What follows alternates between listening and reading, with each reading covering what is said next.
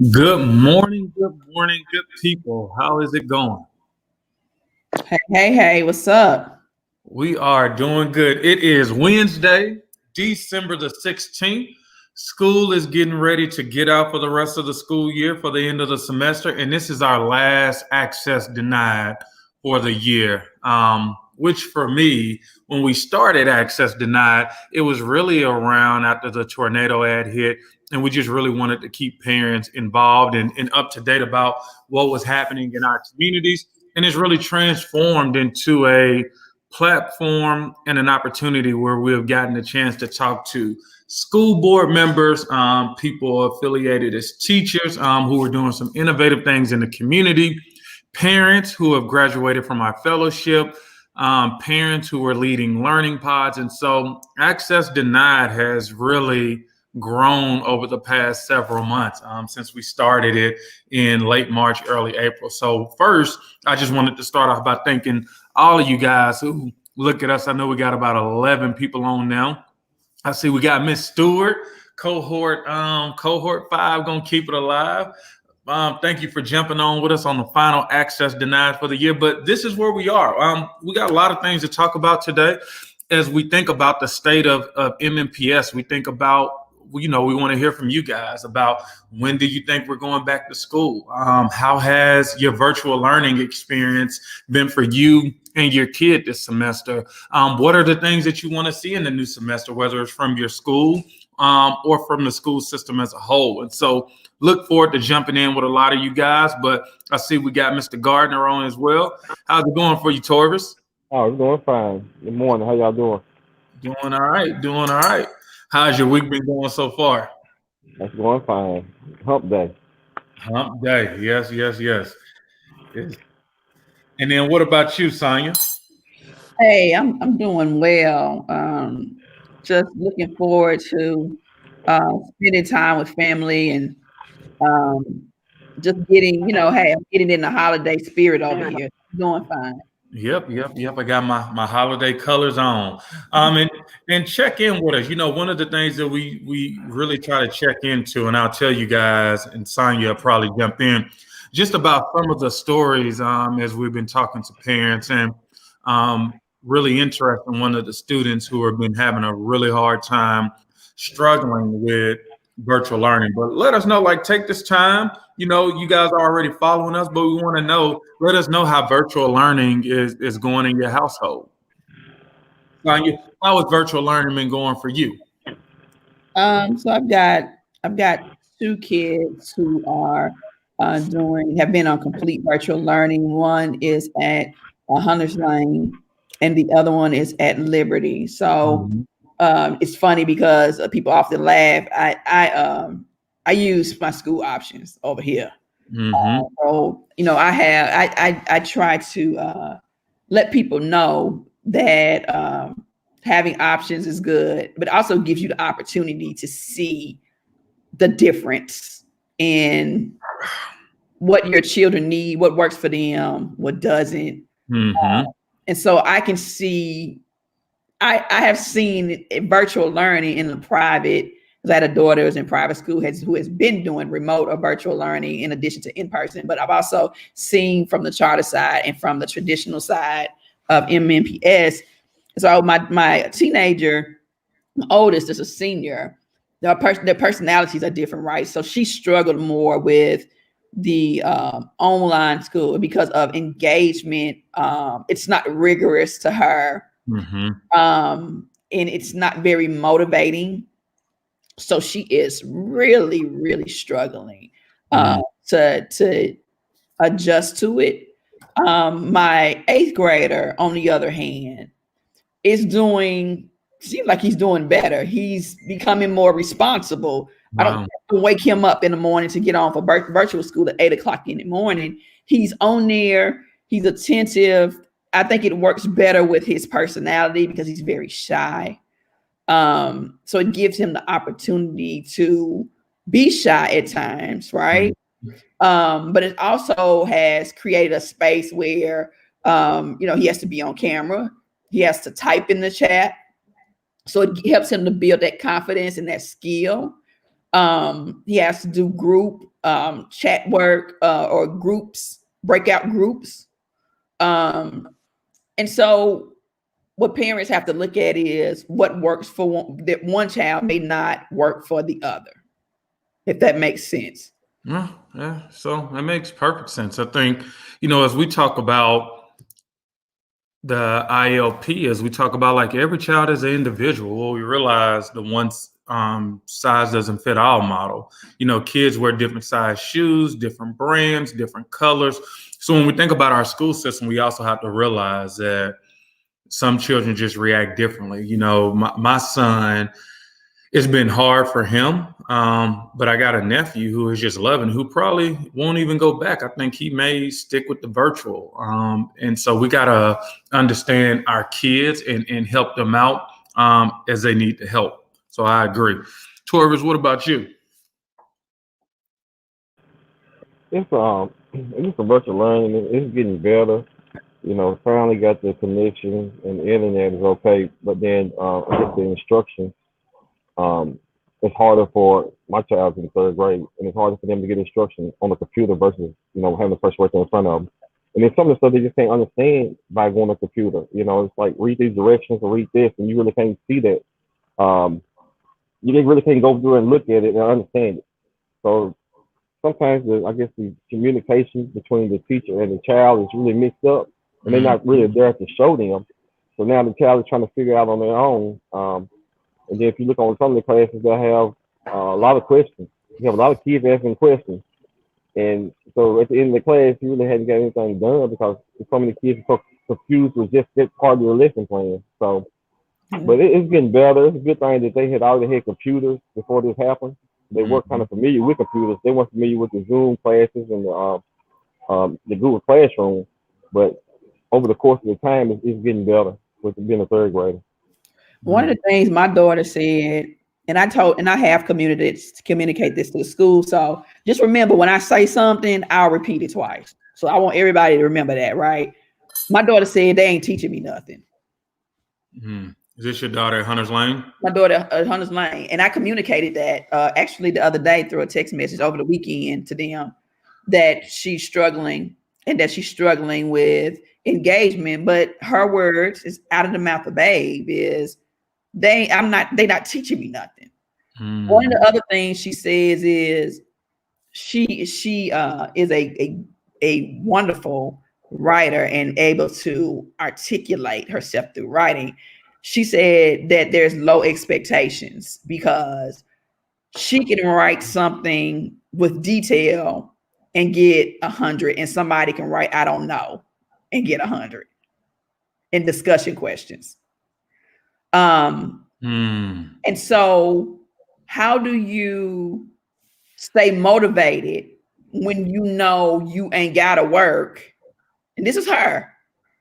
When you know that your peers are not giving any effort and you're giving effort, they write I don't know or some bullshit, and they still get 100. How do I, as a mama, keep her motivated? That's hard. Yeah, and I'm gonna tell you that the bigger issue, the kids are able to write I don't know and still get 100. I think those low expectations, like you just talked about, Sonya. Yeah, I mean, it goes into virtual learning, but I think we are gonna have some realizations when they finally do go back to school, whenever they do, that our children are so far behind that we're close to losing a whole generation. Well, I want to piggyback on that because that didn't just happen. We got to stop. We got to stop blaming stuff on COVID-19 and on virtual learning too. So a child saying I don't know, we have to dig deep into that. I had a child who said I don't know and got put out of class at Liberty. Got put out of a science class because the teacher went to him when they were in person because he said, I don't know.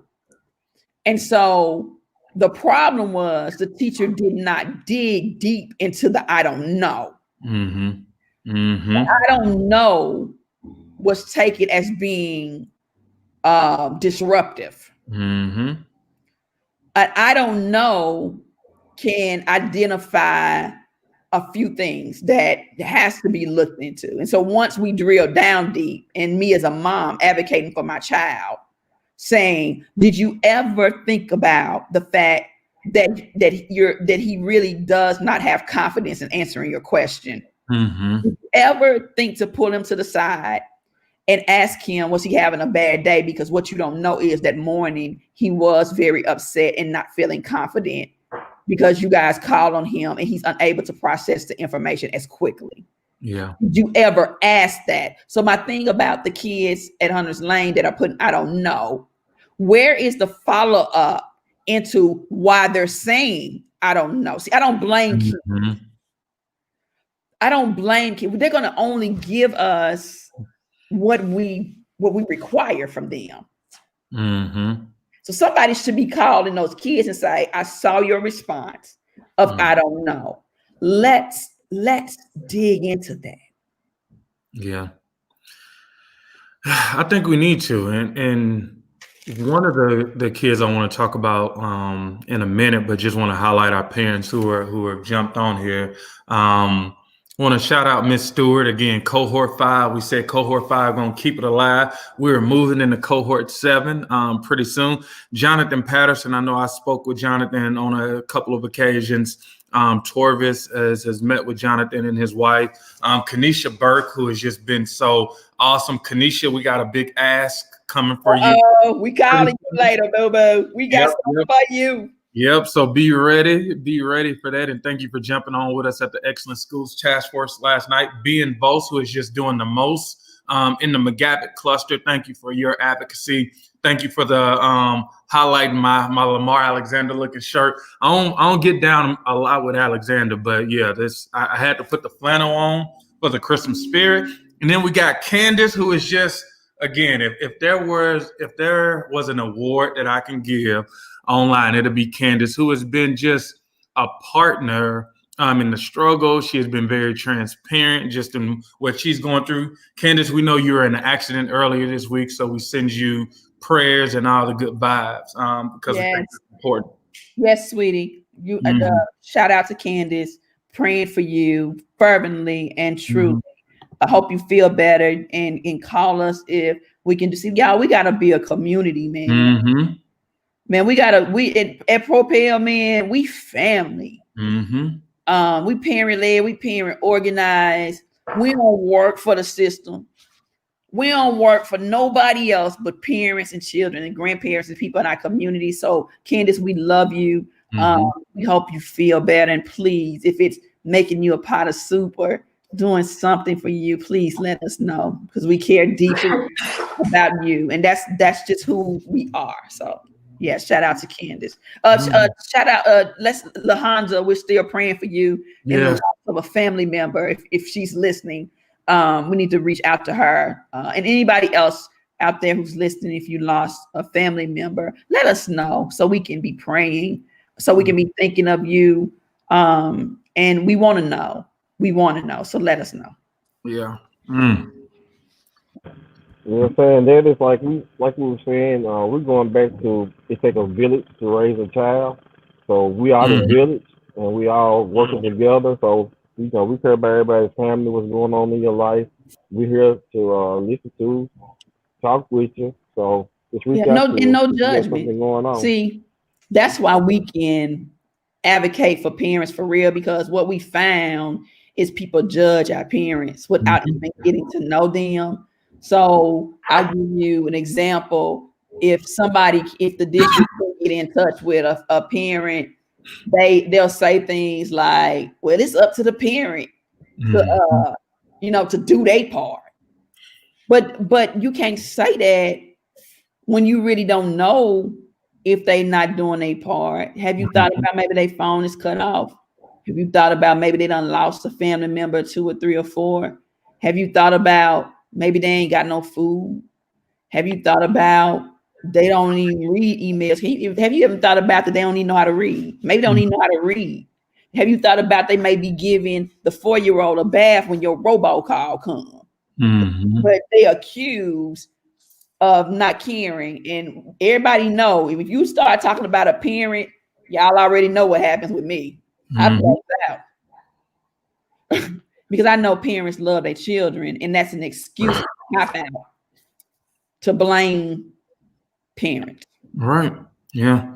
Yeah. And time's out for it. I mean, we have realized that we are all we got. And I think it's so easy. Like you said, you don't know what people going through. You don't know what they're trying to do to survive. And so what I love about this community is we all have one another's back.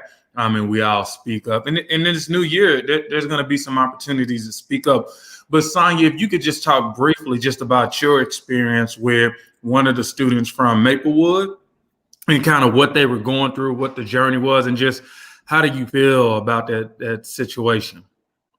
So yeah, so I mean, I think I have to go all the way back. Hmm. Did you guys talk about it last week? Talk about the action. We did. We did. Okay, so I'll just recap because I just like to just keep stuff at the forefront. Um, so during our week, guys, we are very structured around here. We have check-ins, we have check-outs. Mhm. But what day did we go up there? It was on a Tuesday. So on a Monday, I got a call from one of our parents who really struggles, has about 8 to 12 kids in the house at a time, whether they're, biological kids, nieces, nephews, grandchildren. And she basically said she was glad that the media had contacted her. Somebody from the media contacted her because she was struggling. I was like, whoa, like she's saying she glad the media called her, right? So I'm like, what's going on? And she began to tell me that that 3 of her children were put out of school. And she said that she had taken the laptops up to the school because the screens had gone out. Mind you, this is the same person that didn't even got laptops at the beginning of the year. They didn't even give her no freaking chargers to the laptops. And they was borrowing the chargers from people in their apartment complex. Yeah. To try to stay online. So have I sounded like a mom that's a mama that don't care yet? No. Mm-mm. So she began to tell me that her kids were put out of school. And 2 in high school, 1 in middle school, 3 children. Mm-hmm. So you know how heavy that weighed on me.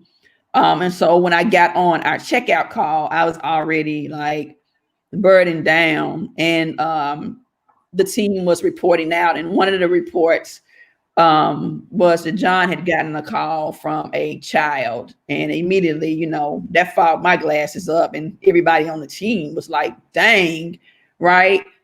And the child called from an Illinois number. So when John got the call, he said that, he thought it was a prank call. Like, who is this calling from an Illinois number? And so as I listened, John began to say that the child said that he was put out of school. So within a 30-minute, 40-minute span, that was 4 children that I'd heard had been put out of school for truancy. Mind you, early in the day, I got a call from my daughter's school that she had missed December the 3rd. And so I was told that there's glitches in the system because my daughter said that she checked in and she signed it in the comment. So I'm like, okay, so you getting absences counted against you. Mm-hmm. These people telling me they getting truancy letters and put out of school.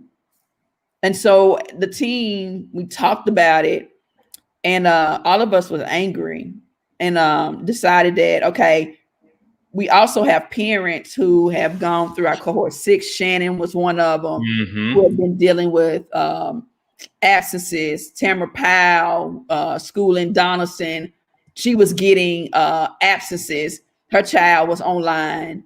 So we, when there's more than 2 of something, it's a trend. And so we're all the way up to 9 and 10 of this happening, right?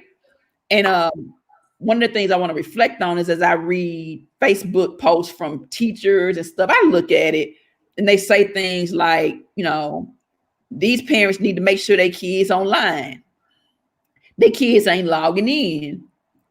And I said, okay, all right. So I listened to it. But the story begins to unfold, right? It starts to unfold. And so the next day we went to the school board. We asked the parents that we had been like talking to over the last week who had already worked within the district system of either calling, emailing, and speaking to the school level people, but nothing was happening. So here we go with an emergent thing with a child saying, I want to be in school. I need my credits. And then we've got multiple parents who have already done what they were supposed to do.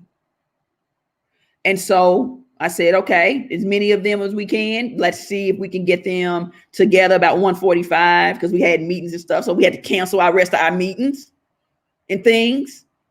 And I said, we can go down to the school board customer service office. And so everybody stayed in their cars. I asked everybody to stay in their car. It was so many people. We need to social distance. It was over the 8 people. So I think it was about 15 people that we had with us. So in order to stay social distance and not have all those people in the building, I took the child who we got permission from the parents in the building to ask for help. When I walked in the building, I went to the security desk and I asked to speak to Dr. Battle or somebody in administration. They told me they weren't there for me to have a seat over in customer service. And I told them I don't want to sit down. I'm going to sit down all day. I ain't trying to sit down. And I said, I need to speak to somebody because I've got multiple parents outside who have already called the school, who have already, tried to reach out to somebody. And then I have a child right here who wants to be in school and we need to get him back in school now. And so again, I was told that wasn't nobody there. Mind you, it's called the parking lot full. Somebody in there. Mm-hmm. And so I said, well, I'm gonna go outside, tell these parents, but y'all better get somebody out here because we need to talk to somebody. And so went outside, let them know. They said ain't nobody in there, and the security guard comes back out. Sweet guy, real sweet guy. He's always real sweet. Y'all know the one that's grease everybody. I don't even know his name, but he's real nice. I love him. Comes back out and said, ain't nobody coming. And I looked at him and I was like, okay, somebody coming. And so we quickly decided that we're going to ride around the parking lot, blowing our horns to see if somebody come out. Because we're not leaving until this boy's in school and all them other parents who have already been reaching out, begging for help, get an answer. So we blew horns. So he said, well, they ain't coming. I said, well, we ain't leaving. We got plenty of gas. But I think what pissed me off and others off is we asked nicely. Somebody was in that building that could have helped us, but we just wasn't important enough. So then security was called on us. Security and the Berry Hill police on parents for peacefully protesting. We ain't had no guns. We ain't hurt nobody. We ain't touched nobody. All we want is for somebody to help our children. Time out for all them damn meetings. When we've got an emergency here. You got a child. When a child call you, when a child, a baby advocates for himself,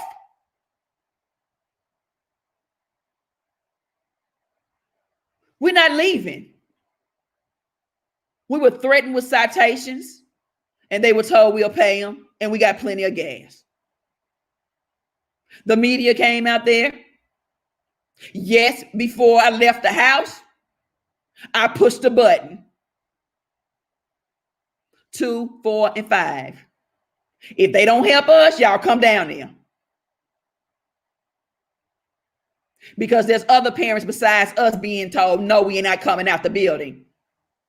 Yep. We're working behind a computer and COVID-19 is going to be the excuse that we can't help you. And parents, we can't settle for that. To sum it up, most of those parents got what they needed that day. Shout out to the people that came out to the building that had to have the horns and the parents standing up to get your ass out the building. So thank you. Mm-hmm. But we got this child who's still not in school. The problem is, and not to put his whole business out there, is that he has issues that are preventing him from getting in school. It's not that he doesn't want to. As I look at this child's CUNE file and the data on this child, yes, he has not had a pristine life, but anybody that can take a classical piano class is a genius. He could be the next Mozart. He looked at me in my face and said that he wanted to be a lawyer.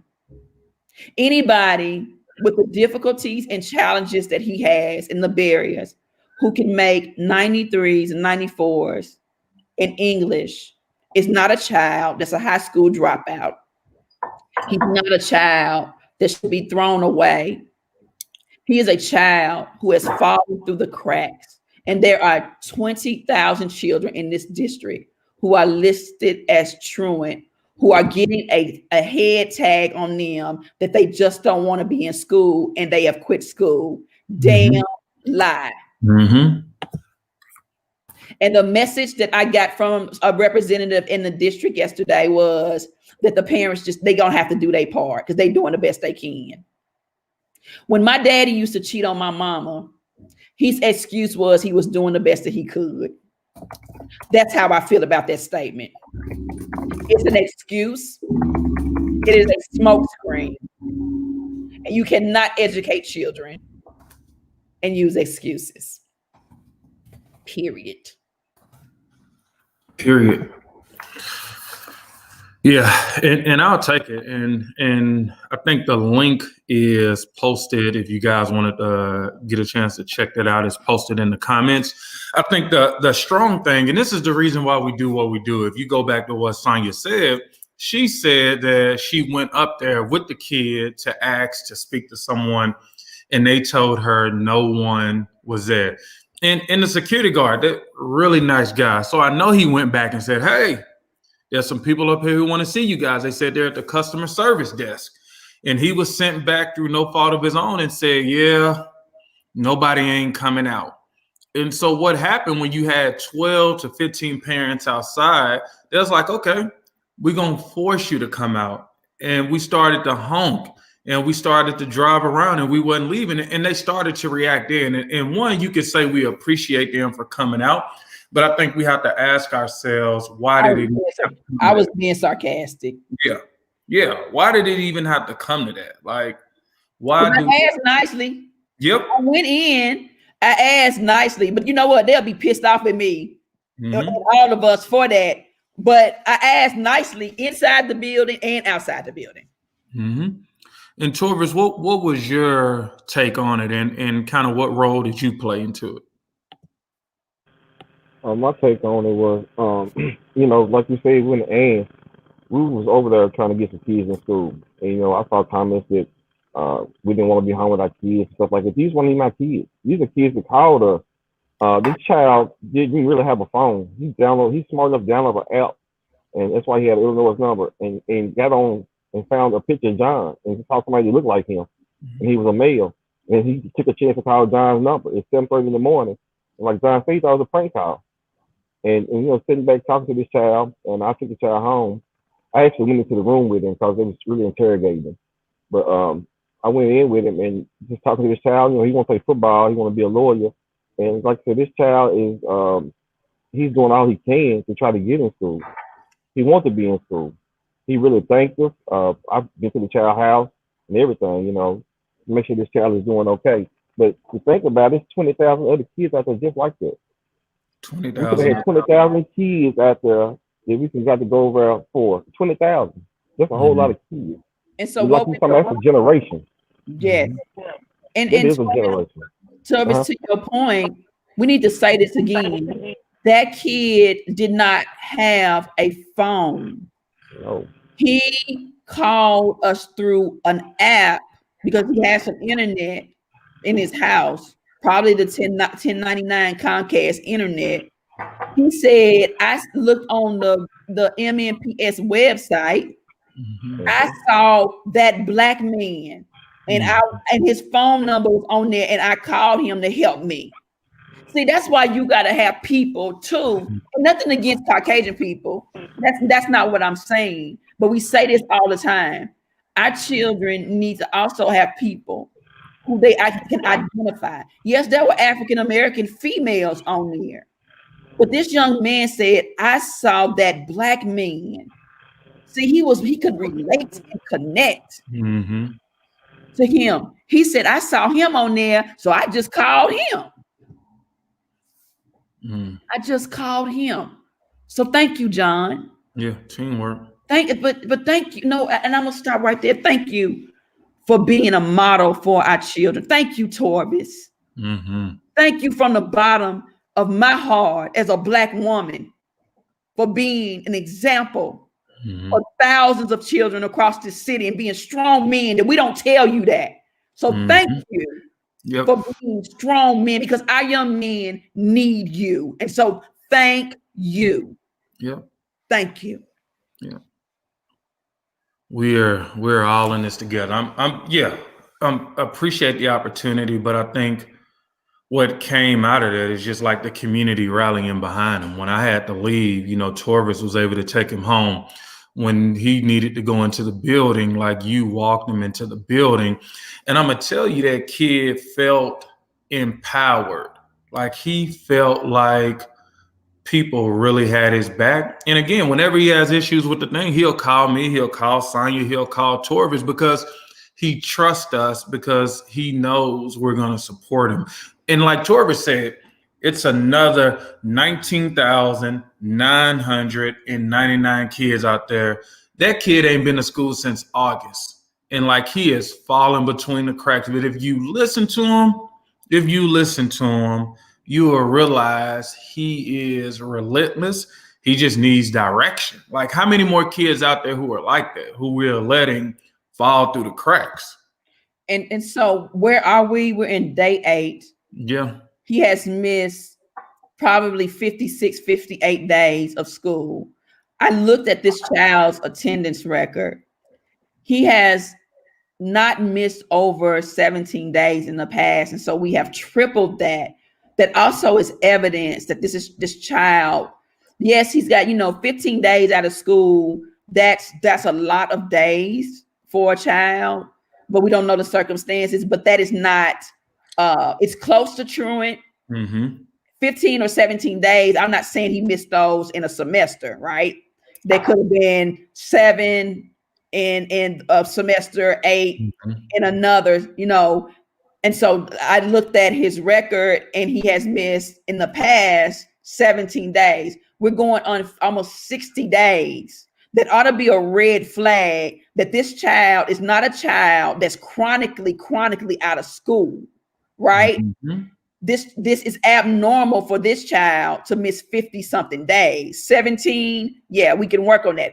50 something, the district ought to say, wait a minute. Yeah. Wait a minute. Like, okay, let's look at his record. He's missed 17, but he's never missed over 17 days. And so we still don't have any help. I've reached out to the district. They said it needs to be at the school level. I sent an email to Sonya Brooks, the principal at Maplewood, yesterday. This is what we run up against: the stalling, the lack of sense of urgency, the finger pointing. I don't give a damn. I don't care. We've been trying to reach out to his parents. Well, why in the hell can I talk to him and you can't? Then it was, we can't go to their house. Well, damn lie, because y'all been saying y'all going about the people's house. Who lying? Y'all been telling us y'all been going to people's house. Don't make me call out names of schools that done lied and told me that. So tell them the truth, or we lying. We sending mixed messages here. Where's his navigator? Where is the safety check? If you're not hearing from kids, there should be a safety check. somebody who is not necessarily law enforcement, somebody go check on how many of these kids could be dead in these houses. Let's just go there, man. If you can't find kids, then look at your methods of looking for them. Are they strong enough? Are your tactics strong enough? Because I guarantee you, if Nashville Propel put together a plan and we had a list of kids in their homes, we'd find every last one of them in 72 hours. We'd find these kids. So I'm calling on the district. If you can't find them, we'll find them. Give us a list. Yeah. Put out a request. Like engage the community. So this is what we have seen just even with the work that we do. We know parents care about their kids, but we know they care about other people's kids. And so when kids go missing, when there's an Amber Alert, when kids are missing right from North Nashville, like people come together and they want to find kids. And I think as a community, as a district, we got to rely on the community as well. We just need the leadership in the direction. We just need the leadership in the direction. One line in here that I would like to talk to Ben a little bit more. Ben has it. Advocacy is rooted in relationship. We have a relationship. An example of that is if the district, because they keep telling me we done tried to call this child. You ain't got no relationship with it. Who was the person? See, we got to think outside the box, and we got to think. You got to have leadership, and you cannot. My mama taught me something. You can't take no for an answer. See, every time something gets in my way, I go to the next step. If you can't get to them at his current school, who had a connection with him at the last school? Send them over there. Relationship matter. This kid he called me yesterday, Miss Sonia, I can't do my exam. This exam week. Does that sound like a kid that don't want to be in school? Miss Sonia, I got to do my exams. The district told me that they were going to have Sheree Denton Snorton call me. I ain't heard from her yet. And I've been knowing Sheree from church for a long time. So Sheree, if you listening, call me, girl. Call me. Stop making promises. And I'm not putting that on her, but that's what I was told, that she would be giving me a call, and it ain't happened yet. That's why we came down there, because we being told stuff and there's no sense of urgency. And we know we losing our kids by the minute. And the district and the state is hell bent on the district still getting funded, because they don't want to penalize them for enrollment. And I'm starting to begin to think that maybe they should rethink that and ask the district, what are you doing to find these kids? Because we as an organization can connect with this family, and you keep sitting over there talking about you can't connect with them. What efforts are you really making? Yeah, we calling y'all out on Facebook Live. What you're really doing? You throwing hands and putting them in your pockets. That's street. Yeah, go there too. Like you saying that this family ain't doing what they supposed to, and then you put your hands in your pocket, and you ain't gonna do nothing else because it's on them. It's up them parents. They got to do something. Well, have you seen it? Maybe they're an essential worker and the mama can't get off work. Maybe the grandmama just had surgery. Maybe the mama the only working parent in the house, and she can't got no more sick days. What's the plan? Yeah. And Latia said, when our children fail, we all fail, right? And so sometimes you gotta ring the alarm, and we gotta realize that this is just not this one kid, right? Like we are talking about this one kid, but we all know this is across the district. And this is probably just not in Nashville, right? This is probably across the country. But what happens when we let all of these kids, it's 20, if the district is, how many people are how many kids are in the school district? Like 86,000? Not no more. Right. So essentially 25% of the district has been missing, and no one is ringing the alarm, right?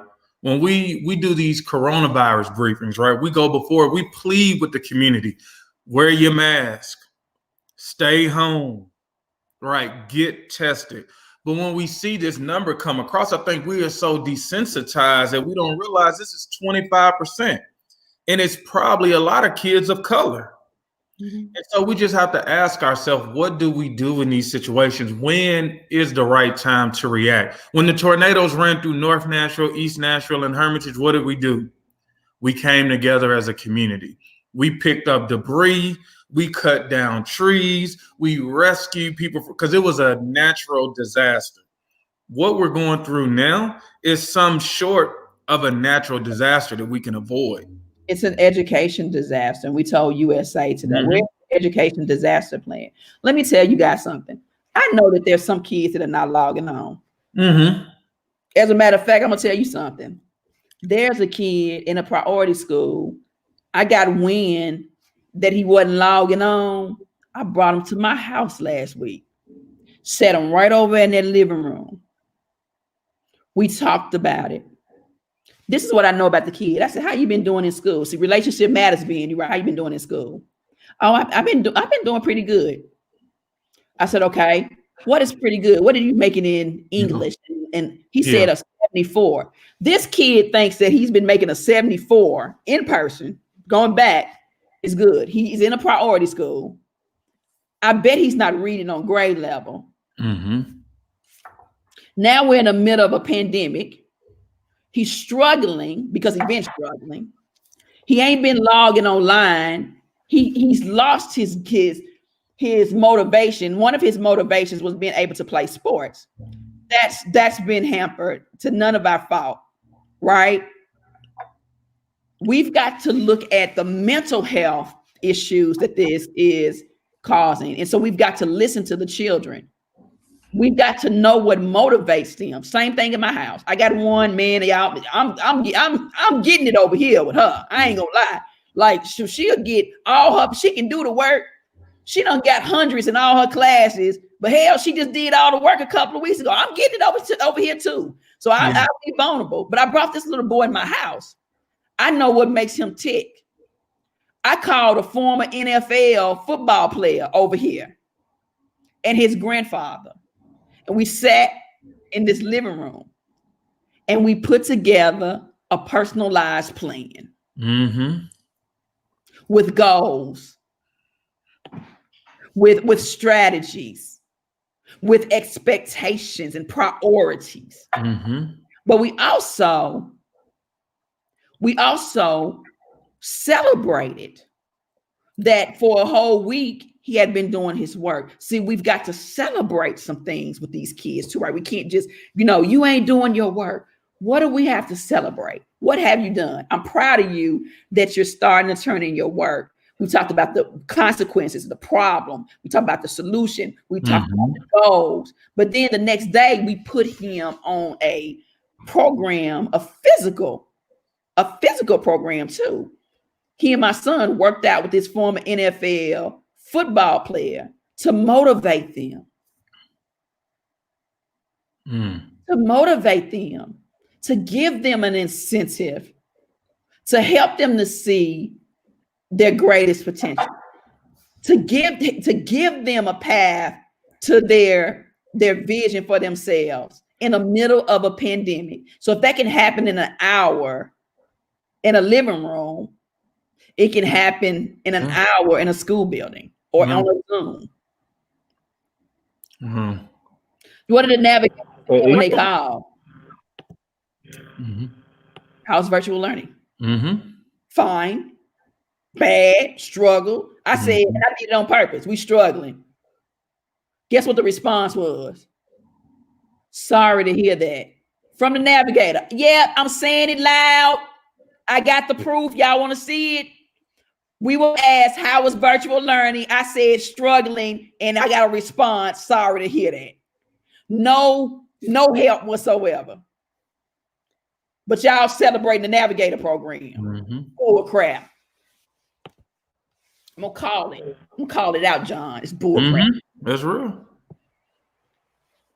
And Torvis, it's on mute.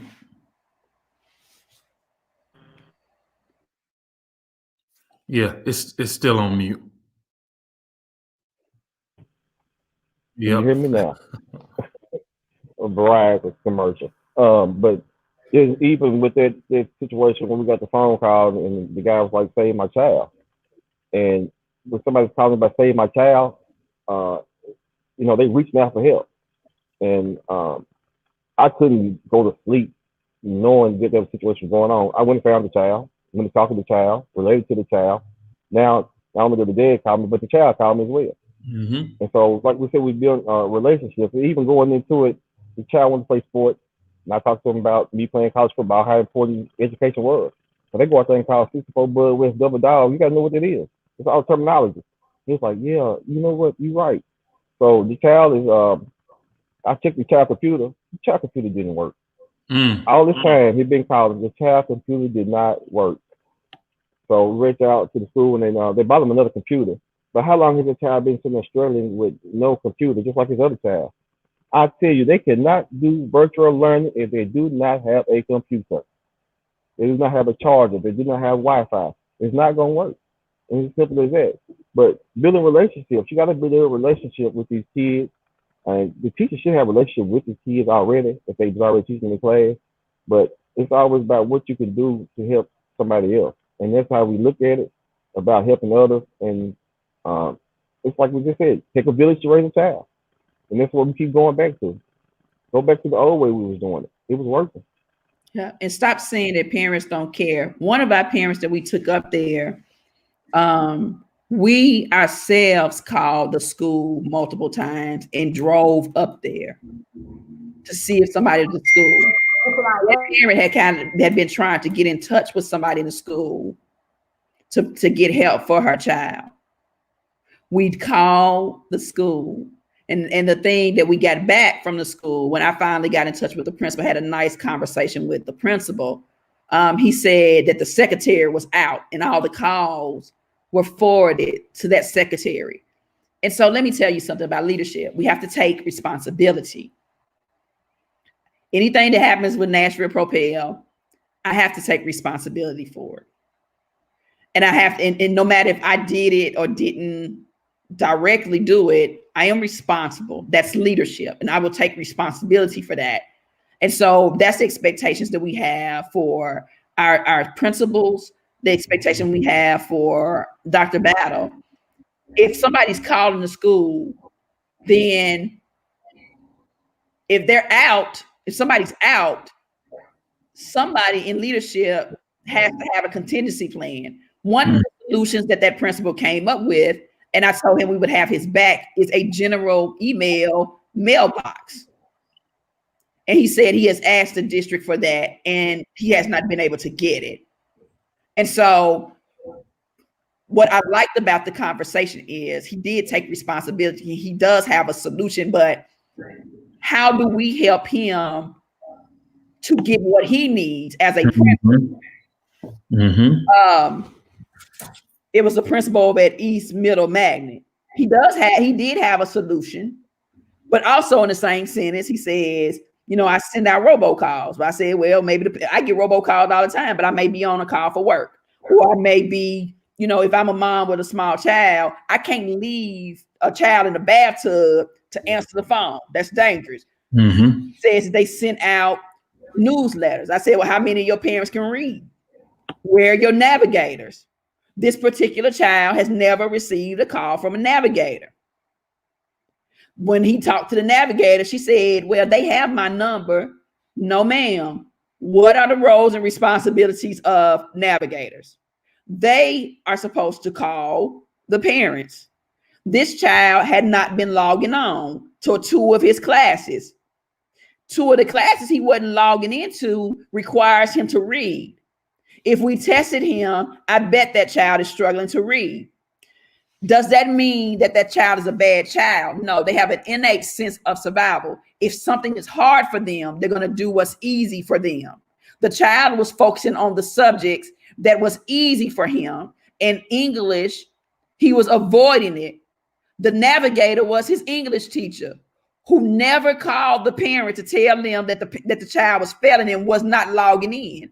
And the mama said, well, why you didn't tell me that he wasn't logging in? Crickets. She said, you got my phone number. That's the navigator and the English teacher that don't see the child in class. Mind you, this is a 5th grader. She said she communicating with the 5th grader. Who communicates with a 5th grader? Yeah. That's a child. Y'all, I'm irritated now. I'm sorry. Yeah.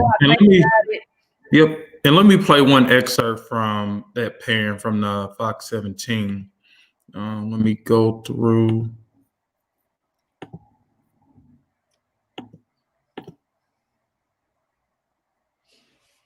Okay. All right, it's playing it now.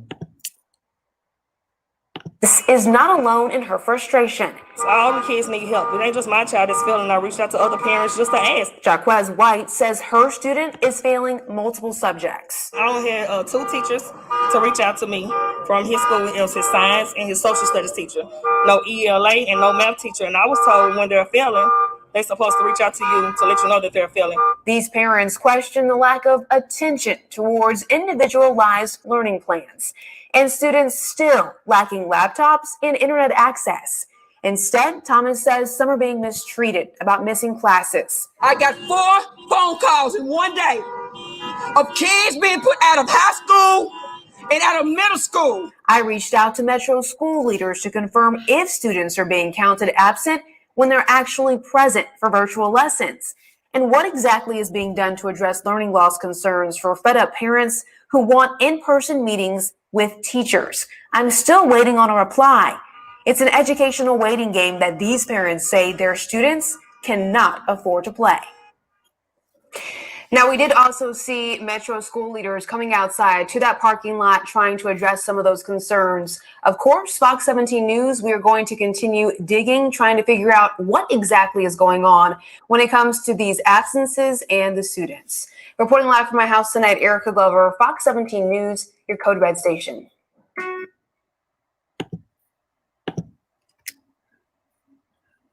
And yes, I was 6 feet back when I didn't have on no mask. My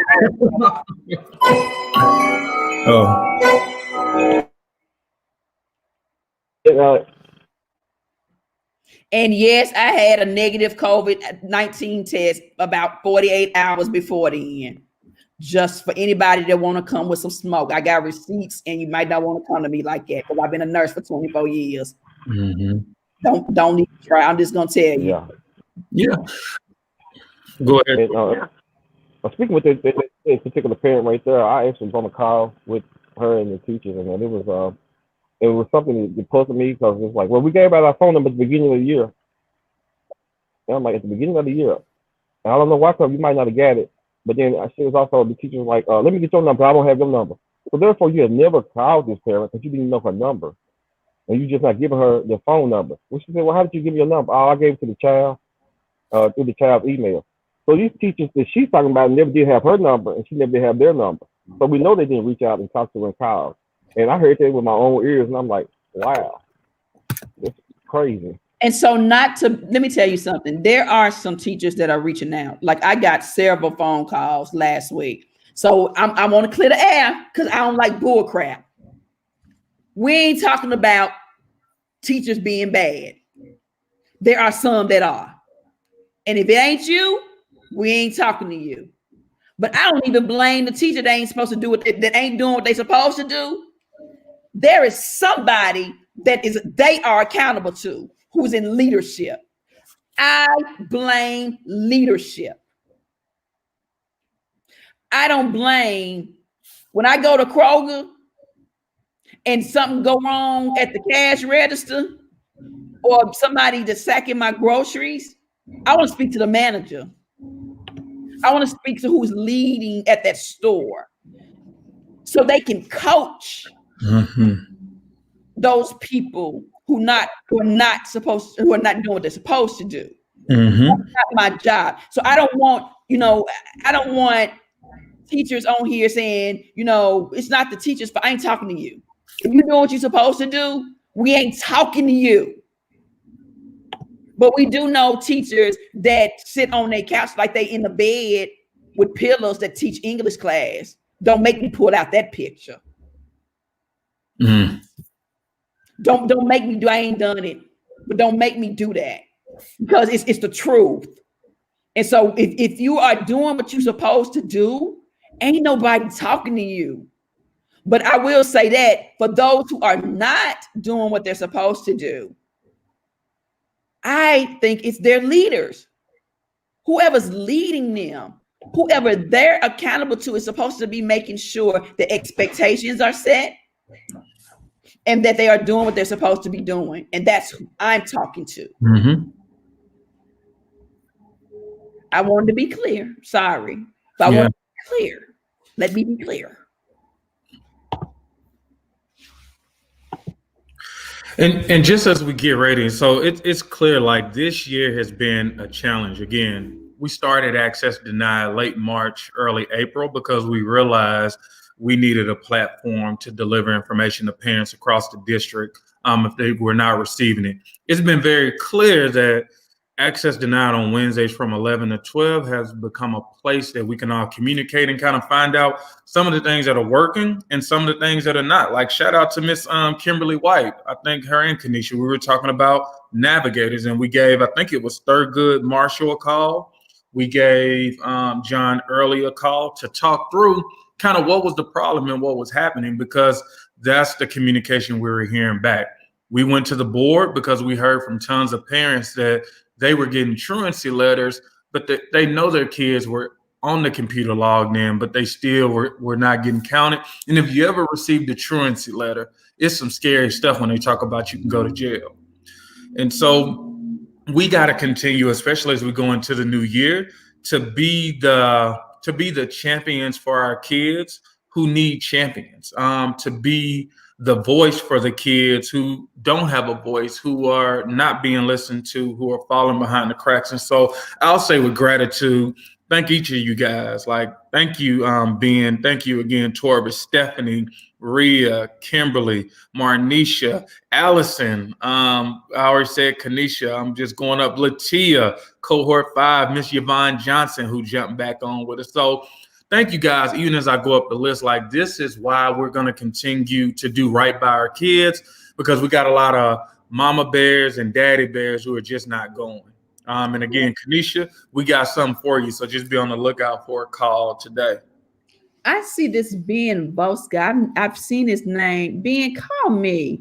I want to talk to you. I'd love the dialogue that you're giving. There's another thing. We need to look for the bright spots, find where it is working, and build on success. Ben, I want to talk to you. And anybody else that has any ideas, can we set up something? I love the dialogue. We might not agree on everything, right? But the dialogue is so important. And you've got some things that I feel like that align with what we're saying. I really want to talk to you about this. See what you're seeing, what you're hearing. Another thing, like going the holidays, guys, like, I'm gonna miss y'all. Yeah. I'm gonna miss y'all, but we got to take a little break to spend some time with our families. Be looking out for our newsletter. Yeah. I'm wondering, can we put our newsletter on our Facebook? I need to talk to our communications director to see. But a lot of you will be getting our newsletter in the email to kind of recap the year. So be looking out for that. Make sure you check your emails and subscribe to our newsletter. Do we need to tell them when we coming back, John? Our dates? We're out December the 21st, and we will return on January the 2nd. And we have a full agenda. Yes. Yeah. And we're coming, starting the new year very strong. So Kimberly said, I'm coming to your house, neighbor. Come on, Kimberly. Come on. Come on now. Distance. Come on over here. But wear your mask. And Kimberly, I guess Kimberly is one of my neighbors. She said she come to my house. Yeah. See me walking to the mailbox. We need to, do we have is she one of our parents? All right, Kimberly. Yeah. But anyway, we're out into the first. Anything else, y'all? We started a new cohort, another parent advocacy fellowship cohort. We start that January 21st. Yeah. Go, John. Yeah, and I think it's just going into 2021 just with action. We have done a lot of education. We have built a community. We realize there are tons of parents who believe what we believe and want to do something about it. It's hard to know about it and just watch it happen and not do something. So I'm looking forward to the 2021 action. One of the things, oh yeah, Rhea said, oh, if you're cooking, Sonya, you be on there with those plates. Yeah. But one of the things, I hand plates out the door. I hand plates out the door. So if you see me post on my Facebook that I cook, I have to go plates. I do hand plates out the door. yeah. So if we, nope, it's all good. If we can do this on the last piece, I think this is always awesome. But if you guys can post what you are grateful for 2020, if we can end it on just a high note of just gratitude, just post it in the comments. What are you grateful for 2020?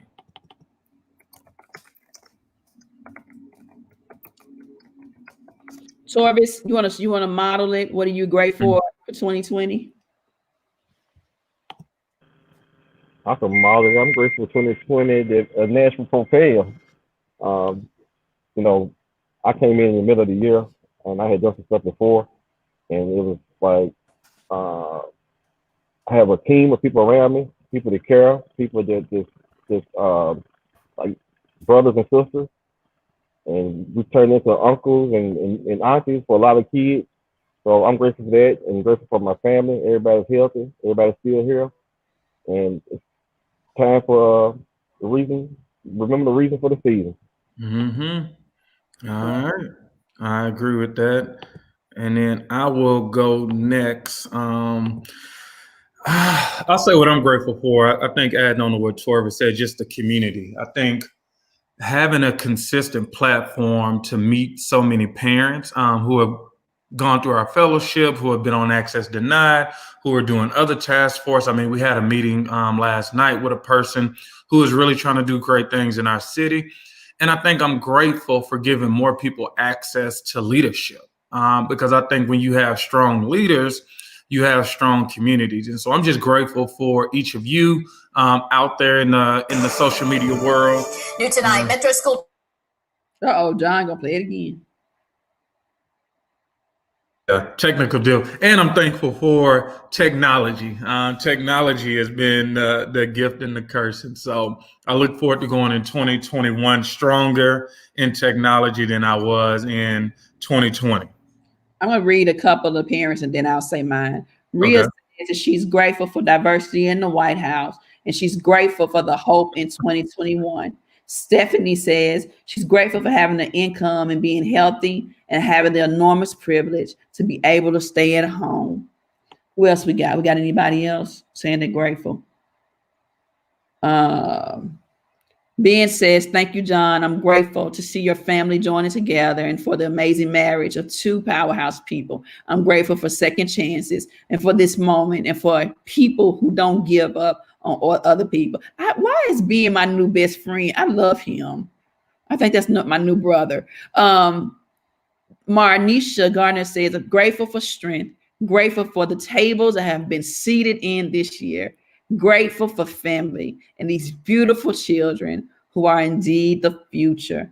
Kimberly says, okay, and then Marnisha says she's grateful for Nashville Propel. Kimberly says that she's grateful for the wins my family and friends have and the health of my family. That is beautiful. I'm going to say that I'm grateful for health and strength and for my family, my mom, who is the pillar of our family. I am so grateful for all of the Nashville Propel family, from the team that works every day, gets up in the morning and puts the community and other parents first. John, Torvis, Tiara, Visha, Shanka, who is going to go live her dream. So we support her and love her. I am grateful for the Propel members that helped to start this movement back in 2018, each and every last one of them. I am so grateful for the parents in cohorts 1 through 6 who we've been able to develop their power. I am grateful for the thousands of parents that we have connected with in 2020 that in the midst of COVID-19 allowed us to build relationships with them. I'm grateful for each and every child in MNPS and abroad, in our struggling community and outside of our struggling community, white and black, no matter where they live, white, black, brown, I don't care. I'm grateful for each and every last one of you because you inspire me. I see the greatness in you. And when I look into your eyes, you help me to fight. You've helped me to fight through adversity, and you help me to fight myself and my own weaknesses. So I am so thankful. And I'm thankful for those who have invested in my leadership and those who believe in me. So thank you so much, because you don't have to. Wow, what a great way to end. So again, thank you guys. I saw Kanisha post grateful for family and the closeness we fostered during this time. So taking, lemons and making lemonade, and then Rhea closed out with I'm grateful for the strength of my family, who's been through a lot this year. Yeah, like 2020 has had some wins, but definitely some losses. Jonathan Patterson says, I'm grateful for an opportunity to struggle and learn what it means to work. Yeah, that's real, because this economy has not been in good shape. And so the struggle is real. But, when you lift weights, you gain muscles. When you do push-ups and sit-ups, you get stronger. So I agree. Yeah, thank you guys. Yeah, don't wanna share it. John, I want to ask a special prayer. I'm texting. I have a friend who has a 21-year-old who is on a ventilator from COVID-19. 21 years old. I need a special prayer from you guys. Okay. You need to be specific. You don't need to know her name. You just need to know. Sonia's friend who has a 21-year-old on a vent, and our prayer corporately is that she has complete healing and restoration, and that in the next 24 hours that she comes off that vent without complications. I need you guys to touch and agree with me. I believe in the power of prayer and corporate prayer. I am a believer. That's one of my 5 strengths, is belief and faith. And so parents on here, I need you to pray for her mother. I need you to pray for her mother. And her mother keeps it together, because I cannot imagine having my baby on a ventilator. So I need you to pray for another mother. I need fathers to pray for a mother.